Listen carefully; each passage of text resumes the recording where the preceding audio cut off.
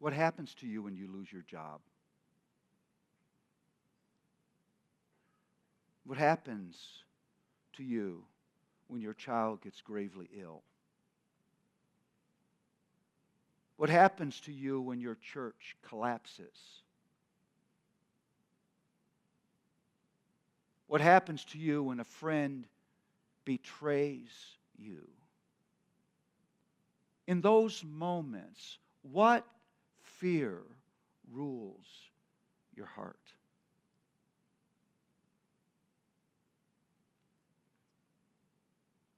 Horizontal fear or vertical fear? It is only ever fear that has the power to disarm fear. Look back with me at the passage, because there are some things here that I think are important to notice. Notice that this vertical fear bears a harvest of good fruit. Let me say that again. Vertical fear will always produce a harvest of good fruit. Here's the first thing. Blessed is the man who fears the Lord, who greatly delights in His commands. That means this: I have such delight that God has poured down the wisdom of His commands on me. I will obey Him no matter what. No matter how costly. No matter how much I misunderstood. No matter how inconvenient it is. The awe of the wondrous wisdom of God that by grace has been poured down on me. Wisdom I could have never earned. Wisdom I could have never deserved. Wisdom I could have never achieved on its own.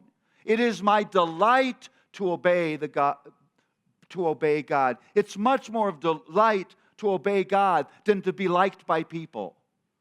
It's much more delightful to me to obey God than to have circumstances that are easy. Look further in the passage.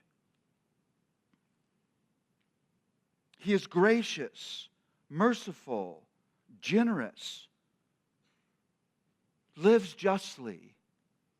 Now think about this for a minute. Why does vertical fear make me gracious, merciful,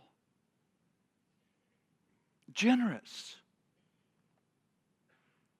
Because here's what horizontal fear about. Horizontal fear of people, fear of circumstances is self-oriented.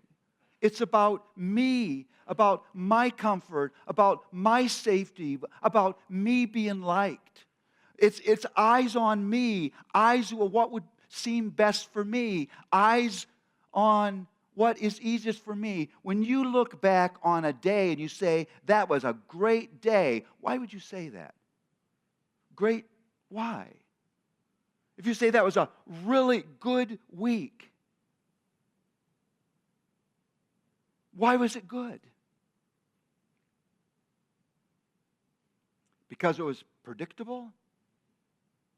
Easy? People agreed with you?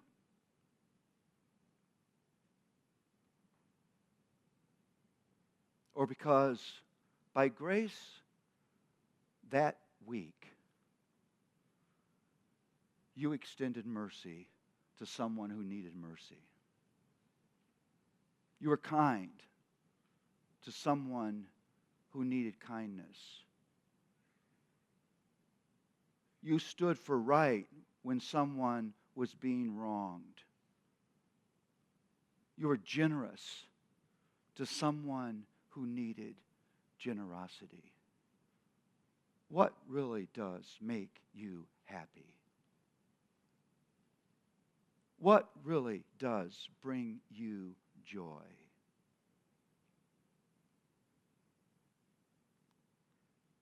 Delight in the Lord? Or delight because somehow, some way, I've gotten my way?